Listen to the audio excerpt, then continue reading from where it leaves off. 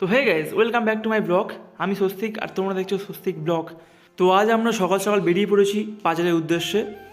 তো কিছু জিনিস কেনার আছে, যেমন সবজি, মাছ, এগুলো কিনবো। বাড়ির কাছাকাছি একটা বড় হাট রয়েছে, যেটা গোড়ের হাট নামে সবাই চেনে। তো শুনেছি দক্ষিণ চব্বিশ পরগনা সব থেকে বড় গরু বিক্রি হাট গোড়ের হাট।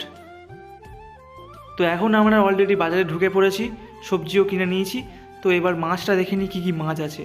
এখানে কী কী মাছ রয়েছে তাদের নাম জানা থাকলে কমেন্টে লিখে ফুরিয়ে দাও। একটা কাতলা মাছ বড় দেখে নেওয়া হলো, মাছটা কেটে নেওয়া হলো। আর হ্যাঁ, এই যে মাছটা দেখলে, এই মাছের নামটা কি সেটা জানা থাকলে কমেন্টে অবশ্যই লেখো। আমাদের বাজার কমপ্লিট হয়ে গেছে, এবার আমরা বাড়ি ফিরছি। যাওয়ার পথে ময়দা কালী মায়ের মন্দির দেখতে পেলাম। বাড়িতে গিয়ে শুনলাম নাকি আজ চিকেন রান্না হবে। গিয়ে দেখলাম সব জোগাড়জান্তি করা হয়ে গেছে। মাকে বললাম, মা তুমি এই সুযোগে আমাকে রান্নাটা শিখিয়ে দাও তো দেখি, চিকেন রান্না কী করে করতে হয় আমি জানতামই না। তো মা আমাকে শিখিয়ে দিল, মা বললো কর নিজে নিজে।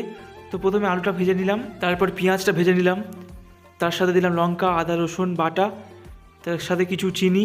তারপরে জিনিসটা কিছুক্ষণ নাড়িয়ে চাড়িয়ে নেওয়ার পর দিয়ে দিলাম ম্যারিনেট করা মাংসটা। তারপর দিয়ে দিলাম একটা সিক্রেট মশলা, যেটা বলা যাবে না কারণ এটা সিক্রেট। মশলাটা দেওয়ার পর কিছুক্ষণ কষতে থাকলাম। বেশ কিছুক্ষণ কষার পর সেই সুন্দর রান্নার উপরে জল ঢেলে দিলাম। তো মাকে বললাম, দূর ভালো লাগে না এসব রান্না, ছাড়ো তো।